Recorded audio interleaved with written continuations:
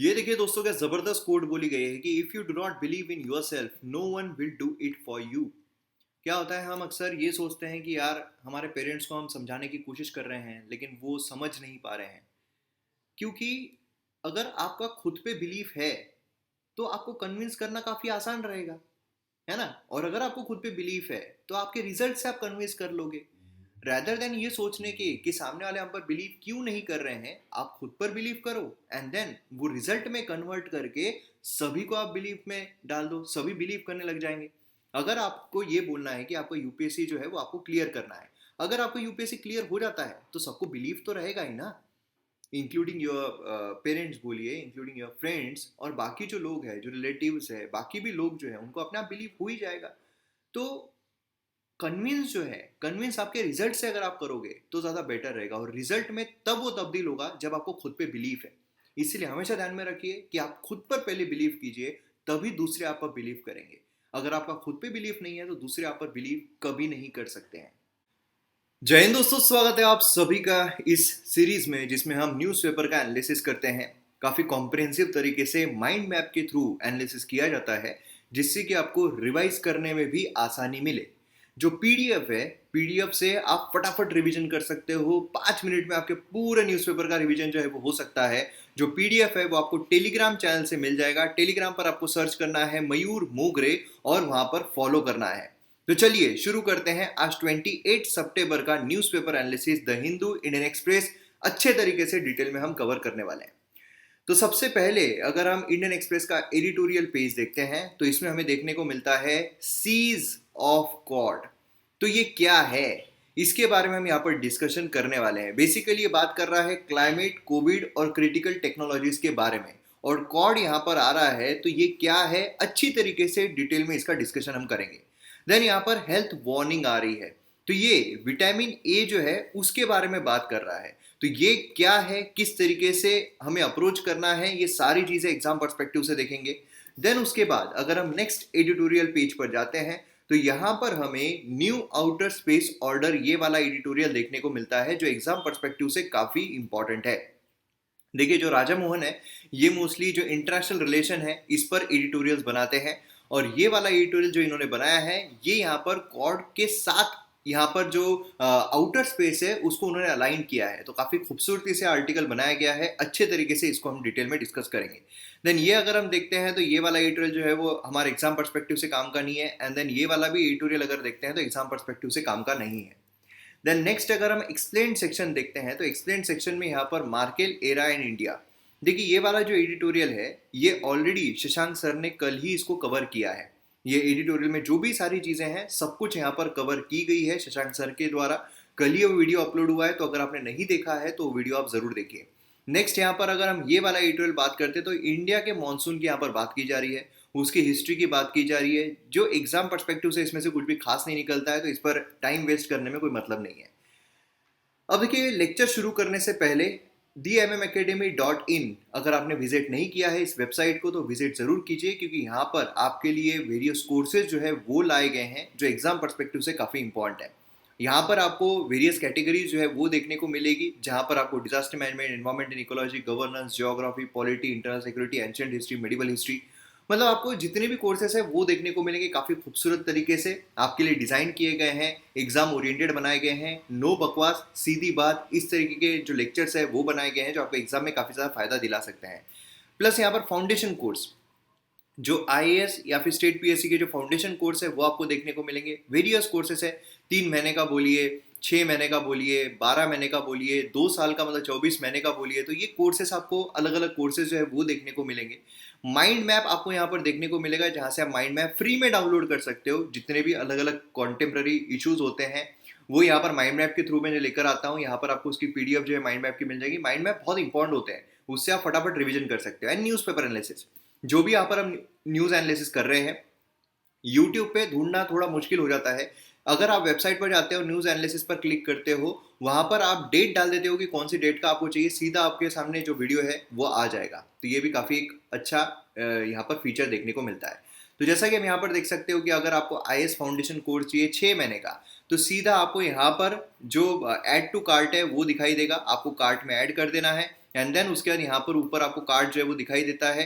Card में जाकर आप सीधा पे करके जो कोर्सेस है वो एंजॉय कर सकते हो। इसमें आपको वेरियस कोर्सेज, सभी कोर्सेज जो है यूपीएससी के वो देखने को मिलेंगे, काफ़ी अच्छे तरीके से बनाए गए हैं। तो विजिट कीजिए theMMAcademy.in। और आप MM Academy ऐप जो है वो भी डाउनलोड कर सकते हो गूगल प्ले स्टोर से, जहां पर आप यूपीएससी और बाकी स्टेट पीएससी का प्रिपरेशन कर सकते हो। All in one subscription plan है, एक बार अगर आप ले लोगे तो जितने भी कोर्सेज है वो सभी आप देख सकते हो। प्लस अगर आप 1 साल या 2 साल का सब्सक्रिप्शन लेते हो तो आपको इनिशियल पर्सनल गाइडेंस मिलता है कि कैसे आप आपका जो स्केड्यूल है वो बनाओ, रियलिटी वाला स्केड्यूल जो है वो बनाओ, एंड उसी के साथ साथ उसको इम्प्लीमेंट कैसे किया जाए। तो इसलिए डाउनलोड कीजिए MM Academy ऐप, उसी के साथ विजिट कीजिए theMMAcademy.in। चलिए आते हैं हम हमारे एडिटोरियल पर। तो यहाँ पर सीज ऑफ कॉर्ड ये किस बारे में बात कर रहा है। तो सबसे पहले कॉन्टेक्स्ट अगर हम देखते हैं तो हमें देखने को मिलता है कॉर्ड ये इंपॉर्टेंट पॉलिटिकल सिग्नल है, लेकिन अब इसे यहाँ पर टेस्ट जो है वो किया जा रहा है। तो कॉर्ड क्या है ये हमें पता रहना चाहिए। बहुत सारे लोगों को कॉर्ड जो उसका फुल फॉर्म ही नहीं पता होता है। तो यहाँ पर अगर हम बात करते हैं कॉर्ड की तो वो है quadrilateral security dialogue.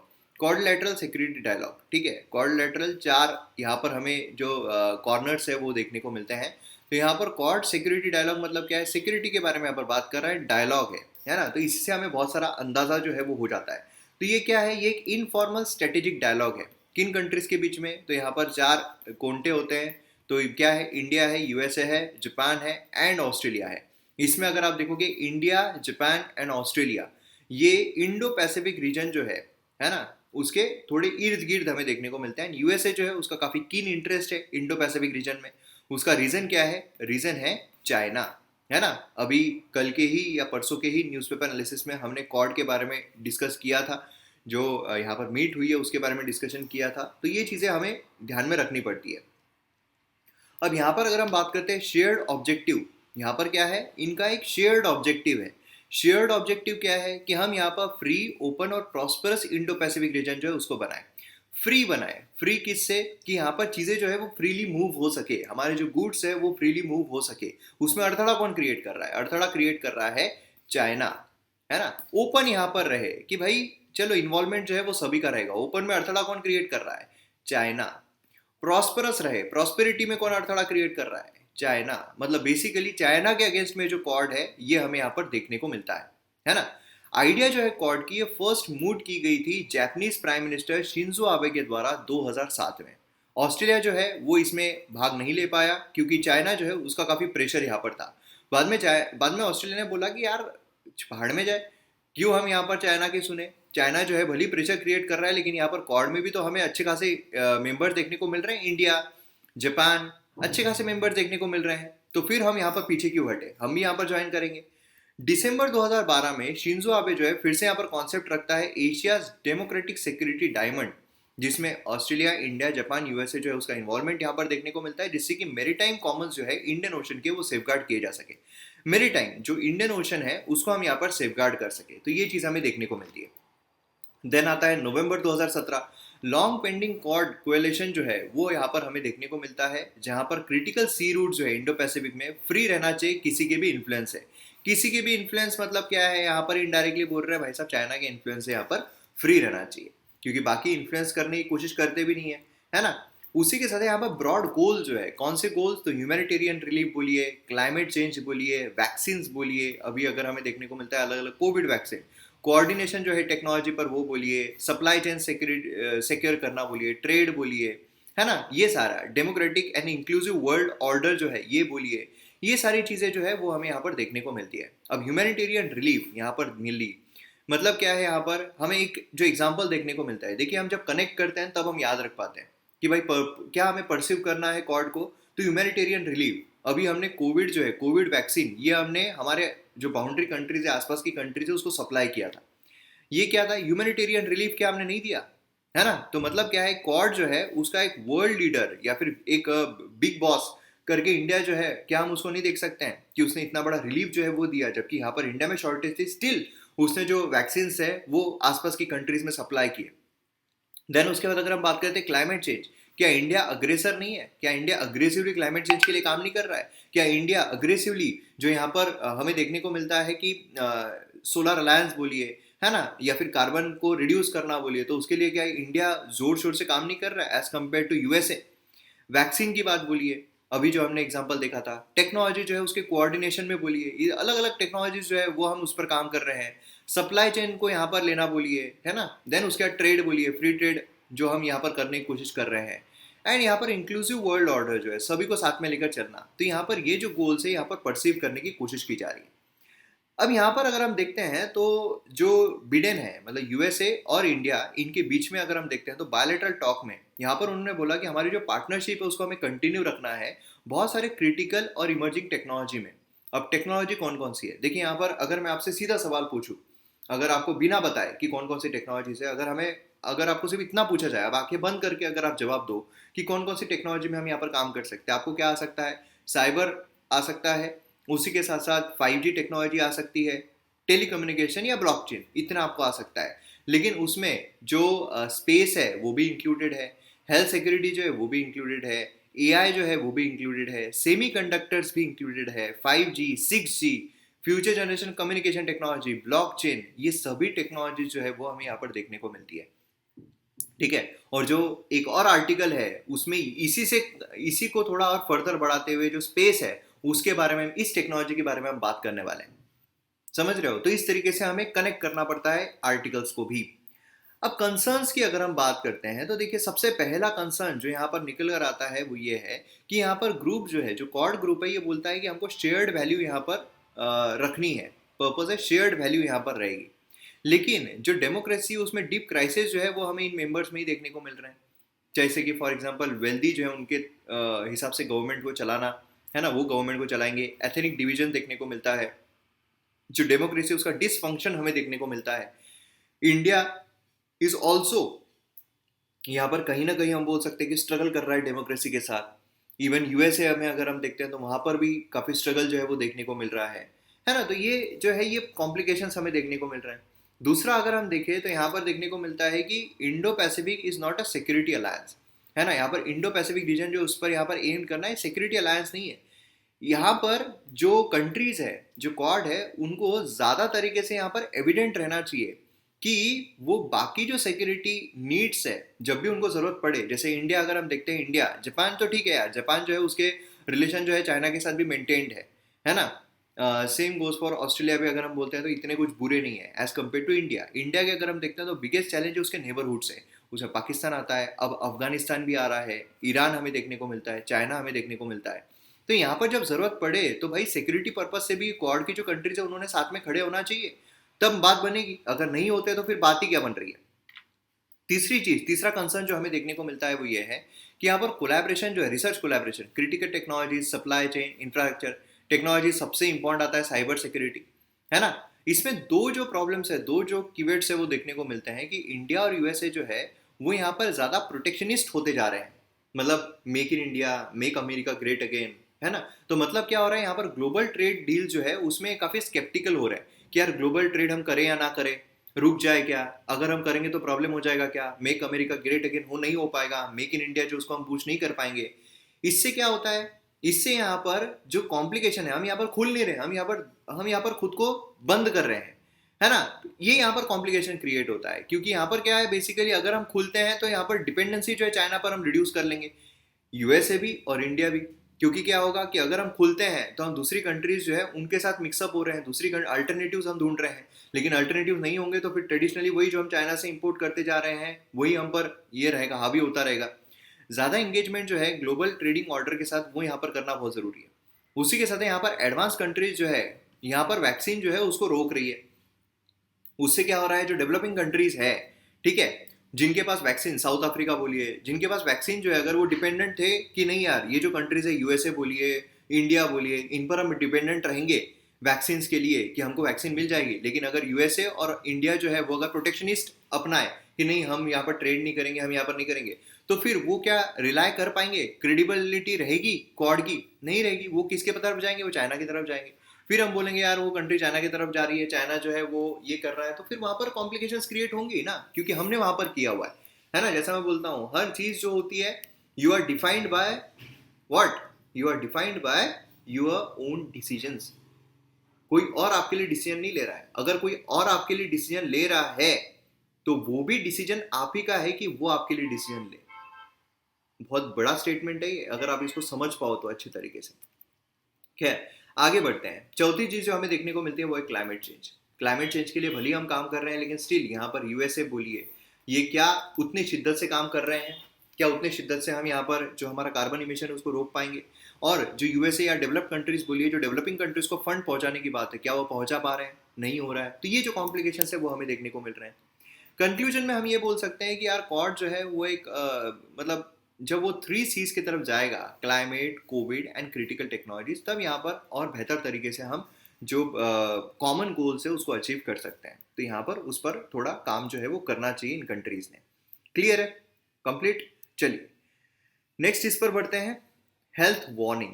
Health warning क्या है? यहाँ पर कॉन्टेक्स्ट अगर हम देखते हैं तो हमें यहाँ पर देखने को मिलता है कि एक स्टडी जो है पब्लिश की गई American journal of clinical nutrition में। जो रिसर्चर्स है लीडिंग न्यूट्रिशन इंस्टीट्यूट के, उन्होंने आर्ग्यू किया है कि गवर्नमेंट की जो नेशनल विटामिन ए सप्लीमेंट या फिर vitamin A supplement VAS programme जो है वो डिसकंटिन्यू कर देना चाहिए।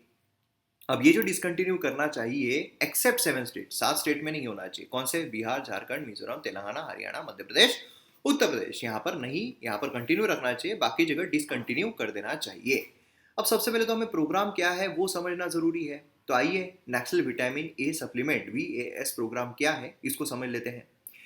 सबसे पहले तो इंट्रोड्यूस किया गया था 1970 में और इसको मॉडिफाई किया गया 1991 में।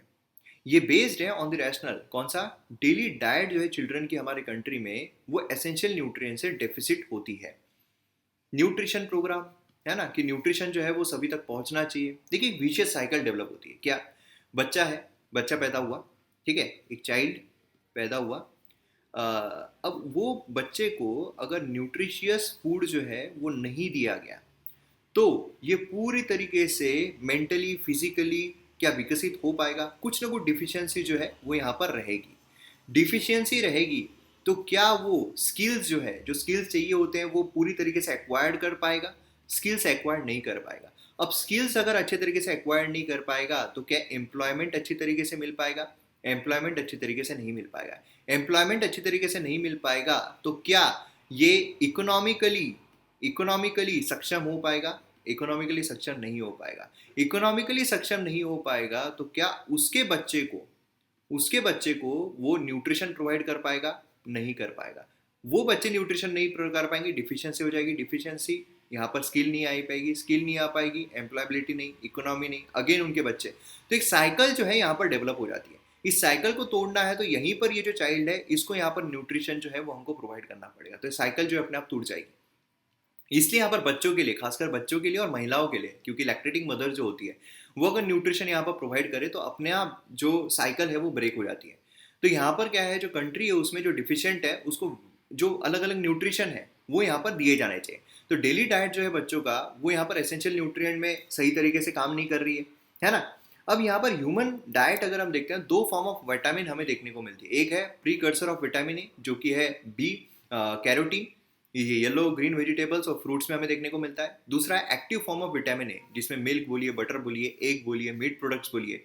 एग और मीट प्रोडक्ट जो है ये मोस्टली डाइट में कम देखने को मिलते हैं अगर हम बाकी इसमें देखें, है ना, कंपैरेटिवली देखें। सर्वे जो अंडरटेक किया गया था यहाँ पर, ये फैक्ट्स के बलबूते पर काफ़ी इंपॉर्टेंट है। अगर आपको मेंस में पूछा जाए या फिर अगर आपको इंटरव्यू में पूछा जाए तो आप लिख सकते हो कि सर्वे अंडरटेक किया गया था over the years by national nutrition monitoring bureau NNMB। उन्होंने कंफर्म किया 70% जो बच्चे कंज्यूम कर रहे हैं यहाँ पर 70% लेस जो विटामिन है, जो लेवल ऑफ विटामिन है जो रिकमेंड किया गया है। अब समझिए कि अगर यहाँ पर 100 यूनिट जो है वो यहाँ पर रिकमेंड किया गया है और 100 बच्चे हैं, तो सिर्फ यहाँ पर क्या हो रहा है, 70 बच्चे जो है, 70 बच्चे यहाँ पर सिर्फ 30 जो यूनिट्स है वो यहाँ पर ले पा रहे हैं। समझ रहे हो? तो इतना कम यहाँ पर हमें देखने को मिल रहा है विटामिन ले पा रहे हैं। बाकी जो 30 बचे हुए हैं वो यहाँ पर 70 जो है वो ले पा रहे हैं। 80% ऑफ द चिल्ड्रन जो है, जो एज ग्रुप में है 1 to 3 ईयर्स, वो लेस देन 50% यहाँ पर रिकमेंडेड अमाउंट जो है मिल्क का, ऑयल का, अदर टाइप ऑफ फैट का वो ले रहे हैं। मतलब कैसे यहाँ पर इनको प्रॉपर विटामिन ए जो है वो मिल पाएगा। एक और मीट प्रोडक्ट जो है वो लीस्ट कॉमनली कंज्यूम्ड है फूड ग्रुप्स में, ठीक है। देन उसके बाद अगर हम कंक्लूजन पे आते हैं तो हमें ये देखने को मिलता है कि यहाँ पर जो टारगेटेड अप्रोच है, जो बोला जा रहा है कि ये जो है वो हमें बंद कर देना चाहिए, ये जो हम चला रहे हैं विटामिन ए के लिए, है ना, ये बंद कर देना चाहिए। देखिए, एक तो यहाँ पर ये भी बोला गया कि ये सही इस पर बेस नहीं है, जो यहाँ पर स्टडी की गई है सही इस पर बेस नहीं है। एक तो यहाँ पर जो स्टेट्स हैं उनका प्रॉपर डेटा नहीं लिया गया है कि हमने यहाँ पर बंद कर देना चाहिए। बहुत सारे स्टेट्स ऐसे हैं जो सही तरीके से विटामिन नहीं प्रोवाइड कर पा रहे हैं, न्यूट्रिशन नहीं मिल पा रहा है। तो इसलिए बाकी भी जो स्टेट्स बोले गए हैं, 7 स्टेट्स छोड़कर भी अगर बाकी स्टेट्स बोले गए वहाँ पर भी नहीं मिल पा रहा है, तो वहाँ पर भी बंद करना ये बुरा है। और अगर यहाँ पर बोल भी रहे हैं कि क्यों बोल रहे हैं कि हमें करना चाहिए, एक डर है। कौन सा है? Hyper vitaminosis. हाइपर, जो ज़्यादा विटामिन हो जाएगा, ज़्यादा ही हो जाएगा वो, जिसकी वजह से क्या होता है, यहाँ पर ज़्यादा अगर हो जाए तो लेवल अगर हाई हो जाए तो टॉक्सिसिटी जो है वो कॉज करता है। भाई यहाँ पर डिफिशियंसी हो रही है, हाइपर कैसे हो पाएगा? इसलिए तो हाइपर वाला एक भी केस जो है वो मिल नहीं पाया, तो इसलिए बंद करने में कोई मतलब ही नहीं है। हाई प्रायोरिटी जो है वो यहाँ पर ऑप्टिमम इम्यूनिटी को मिलनी चाहिए। कि इम्यूनिटी स्ट्रांग कब होती है? जब हमें सभी न्यूट्रिशन मिल पाए, सभी न्यूट्रिशन मिलेंगे तभी इम्यूनिटी होगी, है ना। अभी बहुत सारे ऐसे बच्चे हैं जो वैक्सीन नहीं ले पाए हैं कोविड की, है ना, कोविड की वैक्सीन नहीं ले पाए, तो इसलिए अगर हम वैक्स को डिसकंटिन्यू कर देते हैं तो फिर वो डिवास्टेटिंग हो सकता है। तो ऐसा यहाँ पर हमें कंक्लूजन के तौर पर देखने को मिलता है। तो अब आपको पूरा यहाँ पर सिनारियो समझ में आ गया है। चलिए आगे बढ़ते हैं। यहाँ पर न्यू आउटर स्पेस ऑर्डर के बारे में बात की जा रही है, स्पेस के बारे में हम बात करेंगे। सबसे पहले कॉन्टेक्स्ट अगर हम देखते हैं तो China emergence as a major space power देखने को मिल रहा है ना। इसलिए यहाँ पर नई अर्जेंसी आ गई है डेमोक्रेटिक पावर के कि वो साथ में आए और नेशनल इंटरेस्ट यहाँ पर सिक्योर करने के लिए सस्टेनेबल ऑर्डर जो है स्काइज में उसको प्रमोट करें। क्योंकि अगर यहाँ पर चाइना स्पेस में कैप्चर कर लेता है तो फिर वहाँ पर कॉम्प्लिकेशन जो है अलग अलग कंट्रीज़ के पास आ सकते हैं, और यहाँ पर बाकी कंट्रीज़ अगर साथ में आ जाए तो अच्छे तरीके से चीज़ें बेहतर हो सकती है। थोड़ा बैकग्राउंड देख लेते हैं। बैकग्राउंड अगर हम देखें तो हमें देखने को मिलता है कि नए पाथवे जो है आउटर स्पेस कोऑपरेशन में ऑस्ट्रेलिया, जापान, यूएसए एंड यहाँ पर इंडिया ऑफ कोर्स है।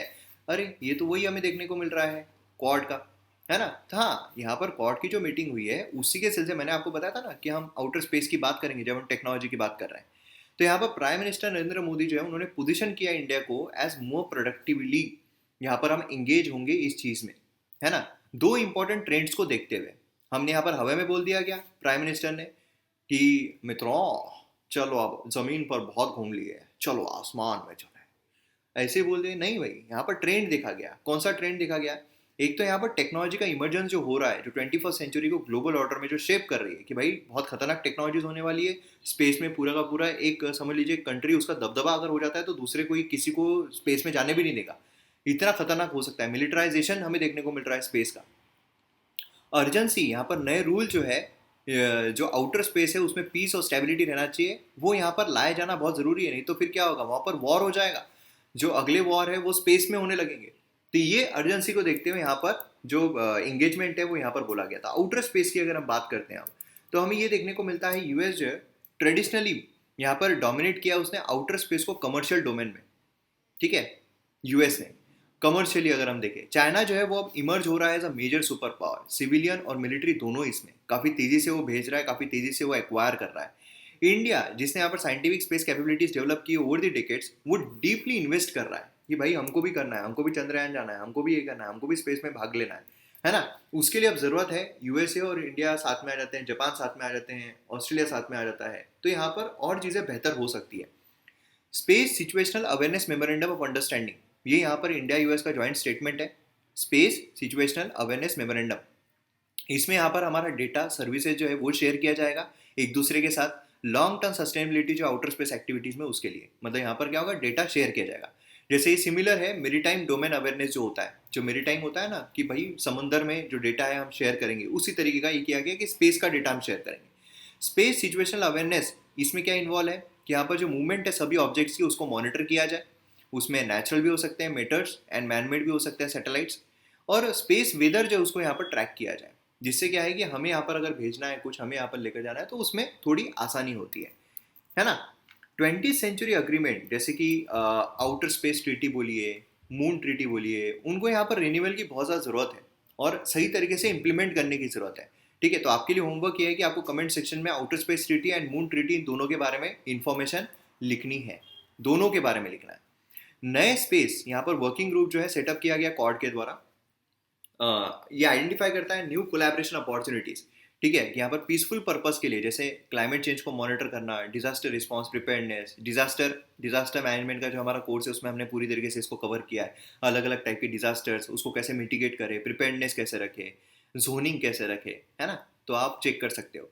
देन सस्टेनेबल यूज़ जो है ओशंस का, मरीन रिसोर्सेज का, वो यहाँ पर हमें देखने को मिले। तो ये कुछ चीज़ें जो है वो यहाँ पर की जानी चाहिए। तो ये बहुत इंपॉर्टेंट है एग्जाम पर्सपेक्टिव से अगर देखें।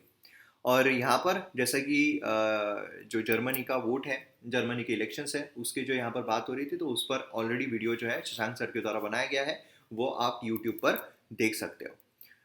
तो यहाँ पर हमारा जो वीडियो है वो ख़त्म होता है। मैं उम्मीद करता हूँ आपको वीडियो पसंद आया होगा। पसंद आया तो शेयर ज़रूर कीजिए, और MM Academy आप डाउनलोड करिए, विजिट कीजिए theMMAcademy.in, और PDF के लिए आप टेलीग्राम पर ज़रूर मिलिए। तो मिलते हैं अगले वीडियो में। जय हिंद।